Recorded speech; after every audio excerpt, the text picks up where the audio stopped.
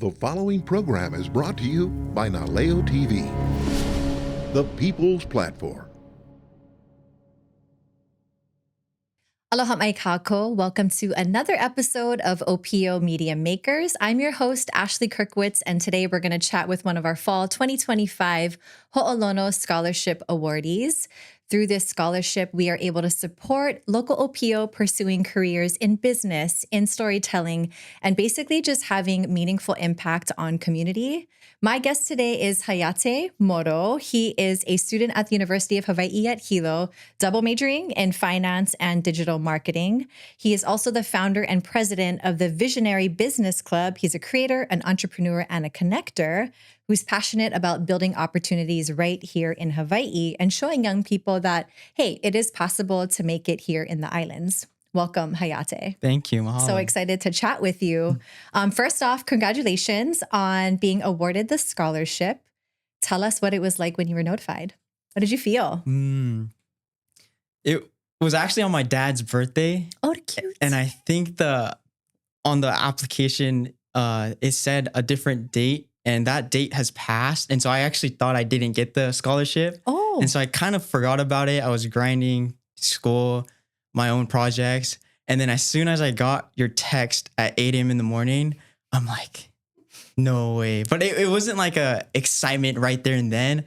I was like, no way, no way, no way. And then as soon as I checked my email, read the letter, a big sigh. Like, I think the week prior, I was like, just working 6 days out of the week, just grind. So when I saw that letter, I was like, I took a deep breath and I was like, okay, this feels really nice. And I think I shot you a text. Yeah, you did. Thank you for responding. I was just so impressed. The whole committee was so impressed with everything that you've been able to achieve in the short span of time that you've been at the university. Mm-hmm. And now you're pursuing kind of like media as you know, your academic journey, but it wasn't always the case. I think when you were in California, you were actually pursuing, is it environmental science or environmental policy? What was it that caused you to make that shift and realize that media was actually your passion? Right. I actually graduated with the environmental science degree at Cal Poly SLO. Okay. And I felt like all 4 years in college at Cal Poly, I was always like, is this really what I want to do? Elementary school, I think, I was raised in an ideal family, and a lot of students and my classmates and teachers, they kind of saw like the potential in me a little bit. But in college, when I was pursuing environmental science, I didn't really get the same vibe of like, oh, Hayate's going somewhere. So I knew I wasn't doing what I wanted to be doing. I wasn't shining a little bit like how I was in elementary school maybe. And so I think this is like something that a lot of college students kind of can relate to. They feel lost. I was completely lost. I was like always questioning myself, what do I want to do in life? And I was lost, but then when I'm lost, I will always go on social media and I'll always see those social media influencers. And I would always tell myself, oh, I wish I could do that. I wish I could do that. And I think the turning point a little bit was when the director of the environmental science, Dr. Chappelle, he made us do an assignment in his class. He said, make 3 career paths. And one of them could be something could be completely different than your major. Not related at all. And so the first one was, most realistic, probably work at an environmental science consulting company. Second one was environmental lawyer, just kind of like, oh, I need to praise my parents. And then the third one, I was like, you know what? If I could dream and like, if nothing is stopping me, I would be a social media influencer, traveling the world, making YouTube and social media videos, a content creator. And that kind of was like the little bit of seed in me that was always like, oh, I want to do this, but I was never taking the step to actually make that dream happen until I met this guy named Mindset Guy, Justin Ho. He came in as a freshman when I was a senior, and he was the complete opposite of a dreamer. He was a doer. So he filmed, he video edited, and he posted, and I've seen his account go from 10,000 followers to 30,000 followers, and now he's over 1 million followers. And I told myself, if I do exactly what he's doing, I will be able to be like him. And he told me, like, if you help me start a club on campus called the Mindset Club, I will teach you how to become a content creator yourself. And after we created the Mindset Club, he taught me everything. And the hardest part was starting. And as soon as I started, everything started to change. Like, I stopped becoming a dreamer of wanting to become a social media influencer to just hitting that record button, video editing, and just posting. As cringy as I thought the video was, I just started posting. And that one summer, or I think it was winter break or summer break, I just told myself I'm going to post every single day. And in 1 year, I generated over 10 million views. And I'm like, wow, this is the difference between a dreamer and a doer. And so, Yeah, that's amazing. I think there's so much about writing your idea down first, mhm, and it gives you like a sense of like permission, right? Like you've put out this idea that I want to be a media influencer. mhm, And mhm, then your subconscious kind of has that right. information. And then you start making decisions Mhm, and creating priorities around pursuing that. And I feel like it's totally unlocked more opportunities for you. You met the mindset guy, mhm, and then you started the club, but then also you started your own club, Visionary Business Club. And that was right. to get folks to see how incredible Mhm, Hawaii is. So you've done like networking raves. Tell me all about what that whole club is about right, and right, what you right. folks are working on. So when I was a senior, I started the Mindset Club, and that Mindset Club with Justin Ho as president, I was vice president. It was more of like a self-development club where we'll try to teach students on how to live college in a purpose way. Mm. If you're feeling lost, okay, what can you do? Have a planner, write your to-do list. My mom used to say, if you're feeling lost, as long as you're moving forward, somewhere in the path, something will connect. Mhm. And so I was bummed because I was a senior in college, starting mine as a club. I really believed in the club, but I had to graduate.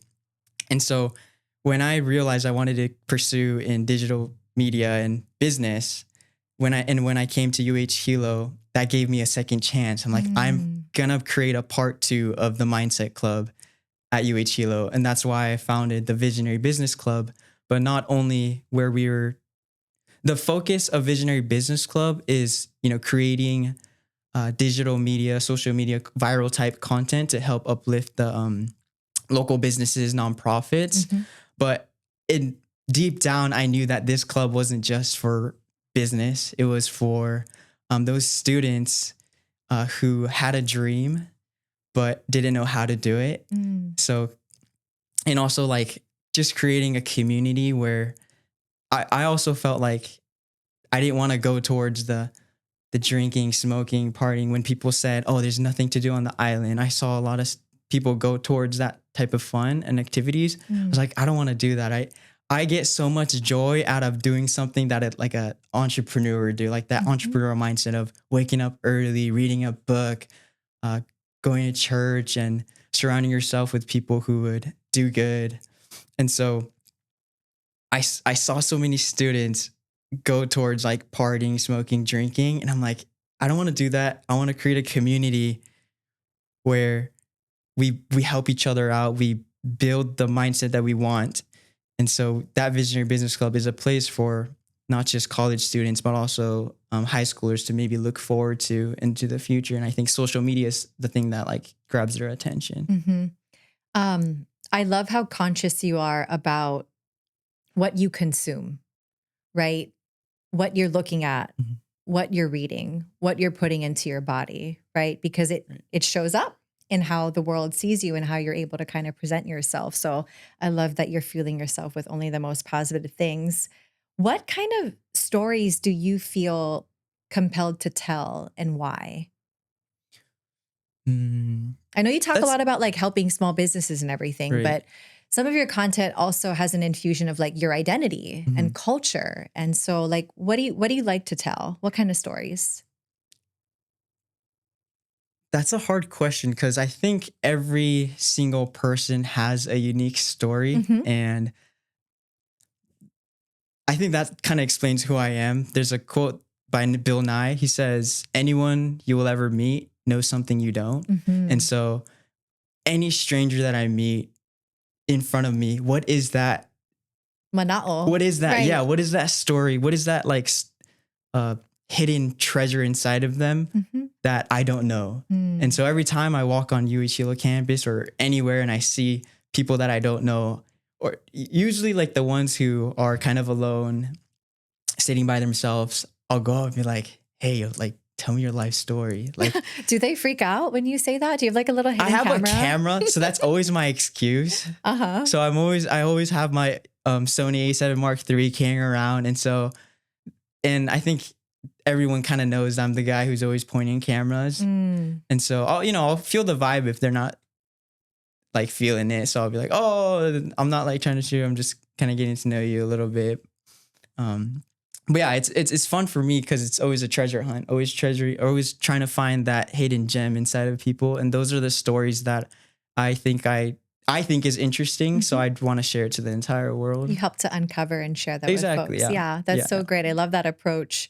In your application, you talked about when you visited Waikea Elementary and the kids there were so stoked to learn that you were a TikToker.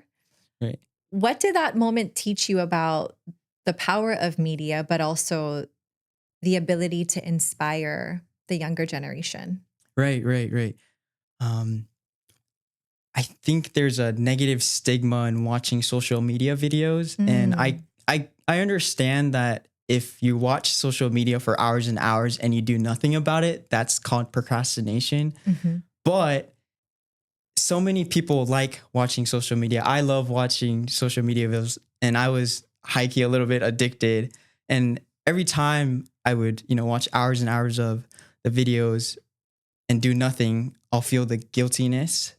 But I changed my perspective that if I watch the videos, but I do something with it, I create my own videos, then you can change your brain that all of the doom scrolling isn't procrastination. You're doing research. And so that's kind of the thing that I want to teach the younger generations.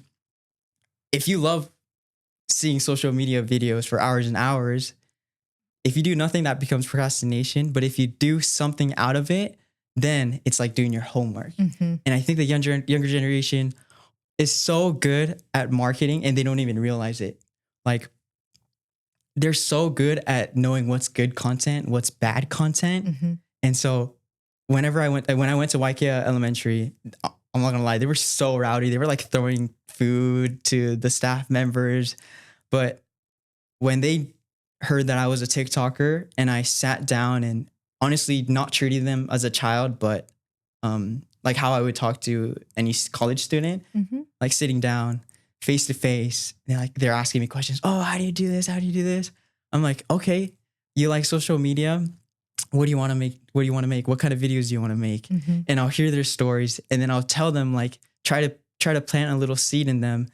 Okay, I love your idea. Let's make it happen. So what are you going to do to make that video? Or what are you going to do to become a social media influencer in the future? So they're not just dreaming, but they're actually like doing something about it. Yeah. And you can totally tell those eyes like sparkle. And if you really sat down and instead of telling them, hey, stop watching social media, be like, oh, I'm like, continue to watch those, try to find a way to make that useful. Then that way there's not going to be any guilt in watching social media, and your parents might actually praise you for being on your phone for hours. You're so funny. I love how you're like, okay, doom scrolling is the research, and if I do something about it, it's like development. Hayate, I am just so incredibly impressed with you. Thank you for sharing your story. You come with so much incredible energy. I love the community that you are building at the college and like in this wider islands community.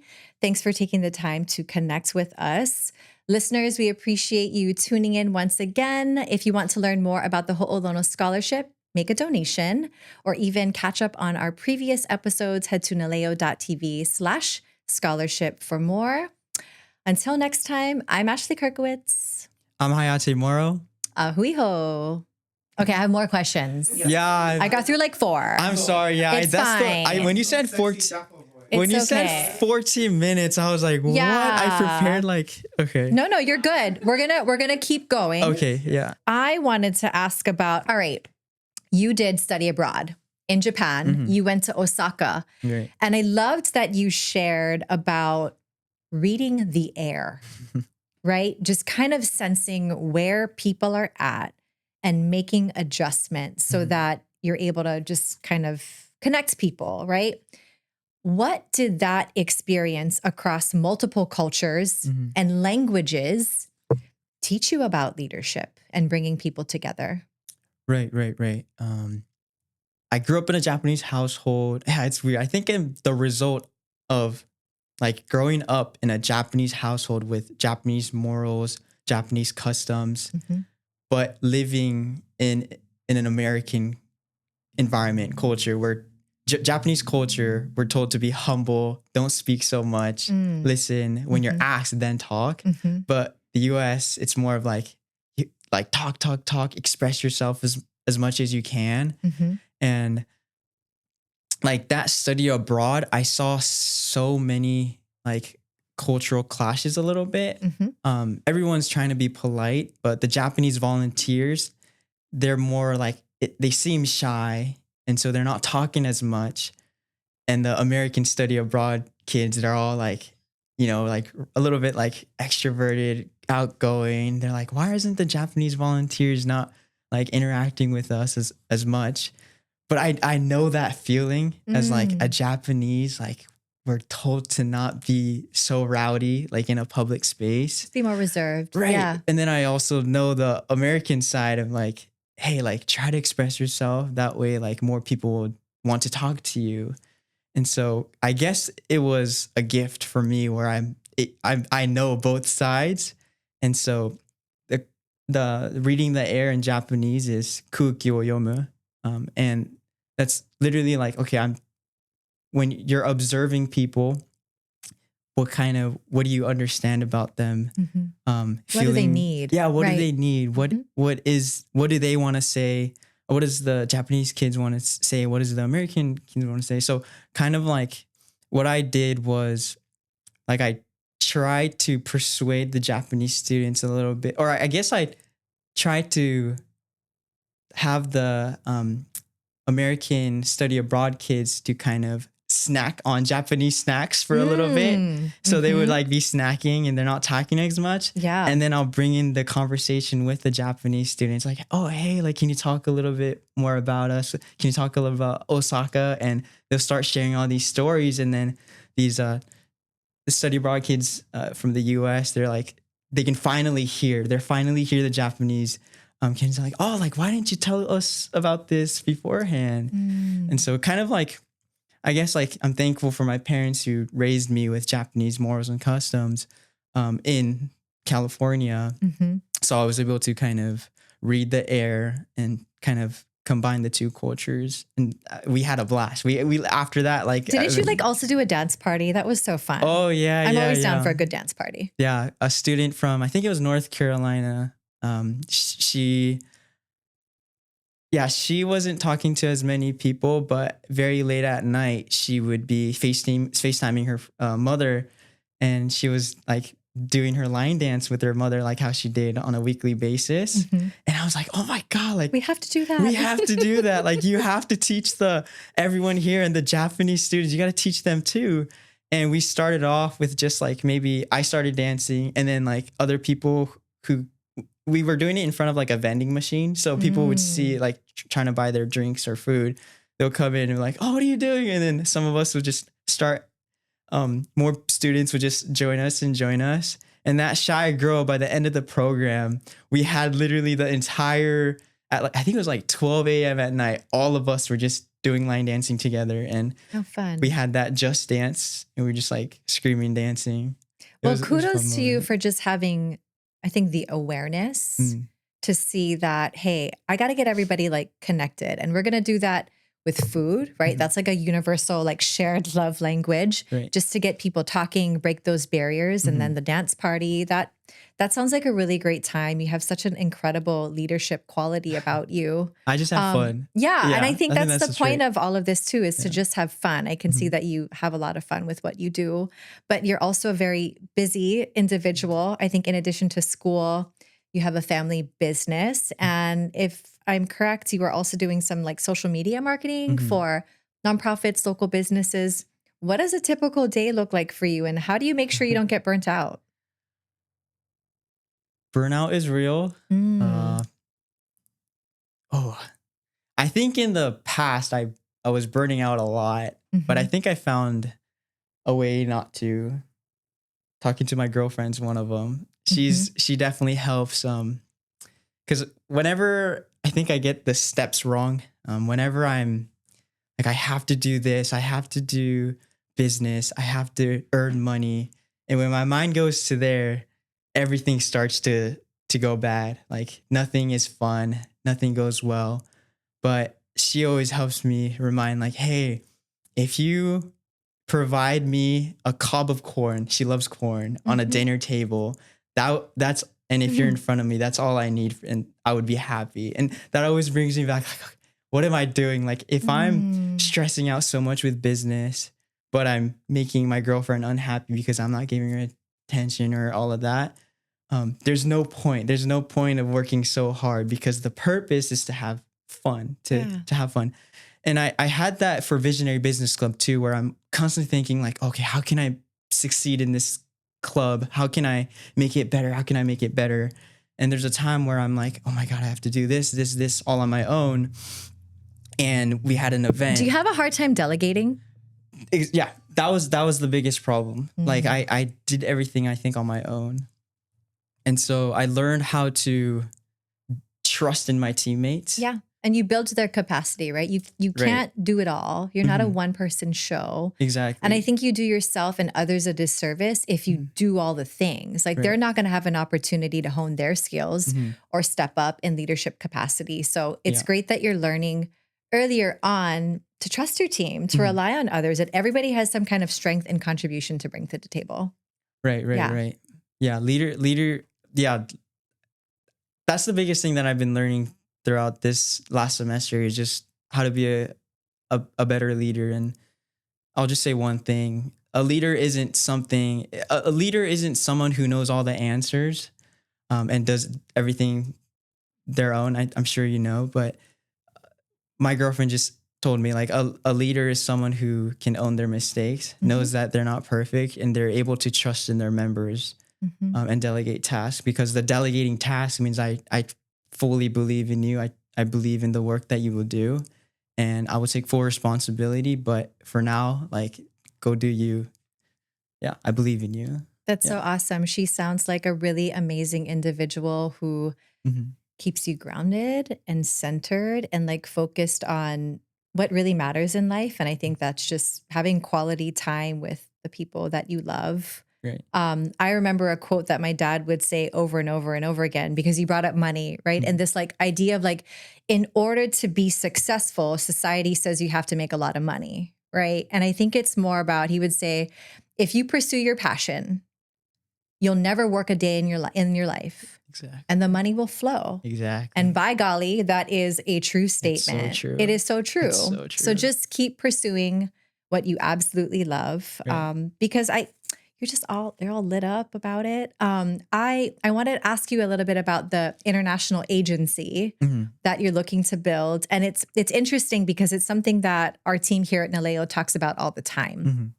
What are we doing to kind of incubate local talent so that we are storytellers, that we're telling our stories on our own terms, and that we're not relying on outsiders to tell our stories for us. And with the internet, right, we have the ability to share these stories very authentically. And you talked about how, this generation is so good at like marketing and knowing what's on trend. And so how do you think you're going to go about building this agency, and what are ways in which you can collaborate with Naleo TV? I purposely chose to start my business in Hawaii for a specific reason. Growing up in California, it's very different. I definitely get I think Californians are very driven, but that drive is sometimes pretty toxic. You can see it on the road. If you go to California, everyone's swerving, trying to get to the place that they want to be. So they're not. And I think in California, it's so big, like it's okay. But here on the island. It's not okay to drive Yeah, that way. if you honk to someone, like, and if you do anything bad here on the island, like, you can't escape it. And there's no way you're gonna succeed in business if you can't maintain a good relationship with people. And so that is the core value that I learned here in Hawaii, where it doesn't matter how like talented, intelligent, smart you are.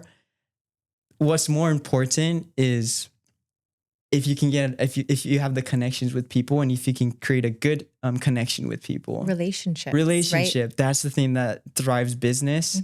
And that core value, I know, is the thing that the rest of the world needs. So that's why, like, I say I want to do an international social media marketing, but I want to start it here so I can take that value of relationship with people to the rest of the world, to the rest of the country. Like, I'm thinking of Japan. Like, my girlfriend lives in Japan, so that's one place that I want to bring my marketing. And you speak fluent Japanese? I'd say I can speak Japanese, yeah. That's amazing. How often do you go back to Japan? What's your favorite thing to do there? A lot more now that my girlfriend lives there.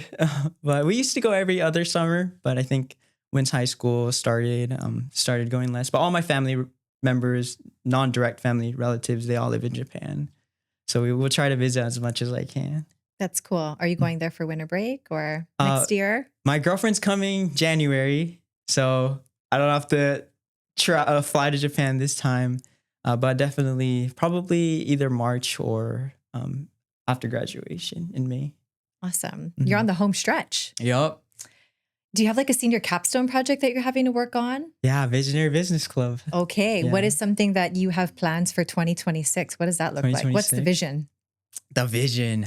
Definitely creating a legacy. So like the club can continue. Yes. Yeah. Yes. Yeah. So that club can continue to influence elementary school kids, high schoolers, middle school kids to want to come to college.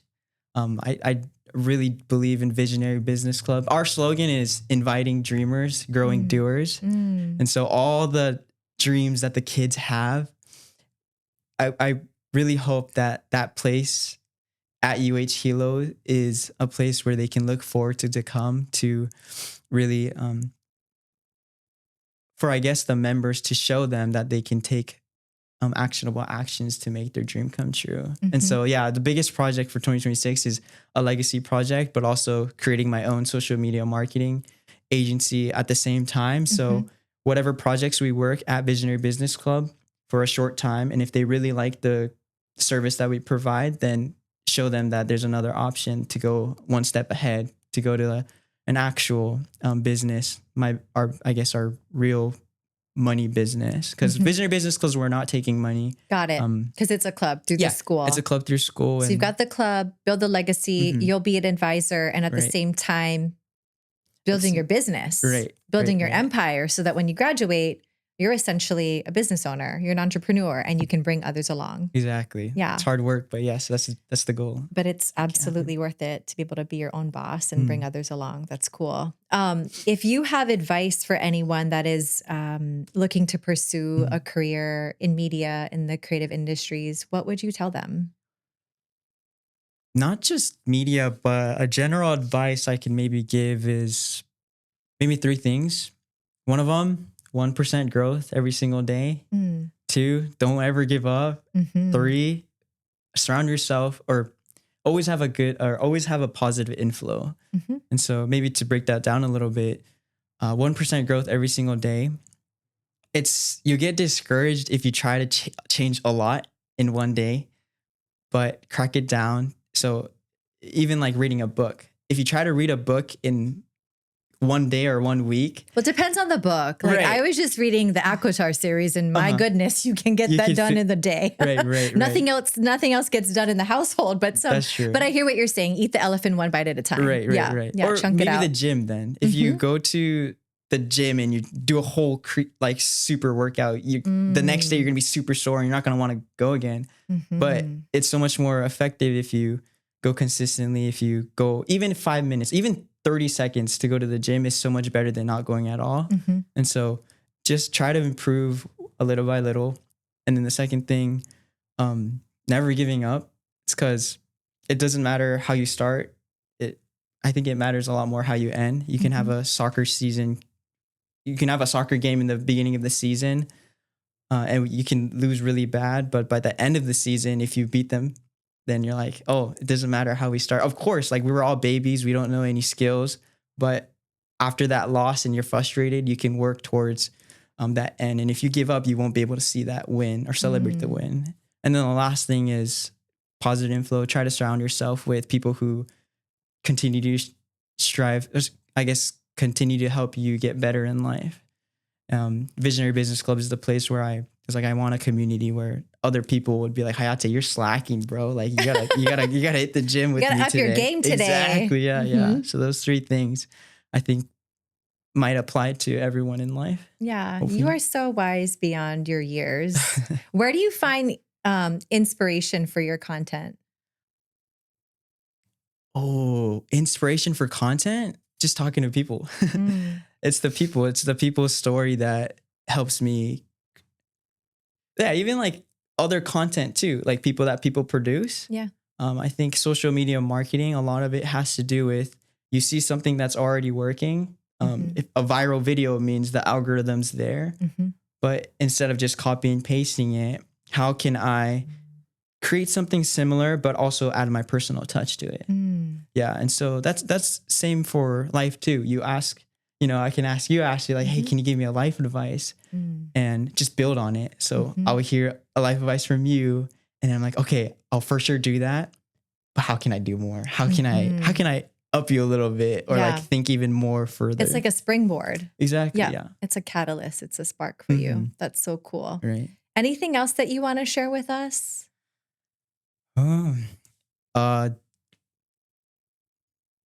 Maybe 2 things. Yeah. The book that changed my life, Atomic Habits. The 1% growth every single day. Atomic Habits. I'm going to shout out, Alden Otani, who, the guy who introduced me to the book. He said that book changed my life. So an advice, if you're feeling stuck or if you want to, I guess, up your game a little bit in life, read that book, Atomic Habits, by James Clear. And then the other thing, I believe in you.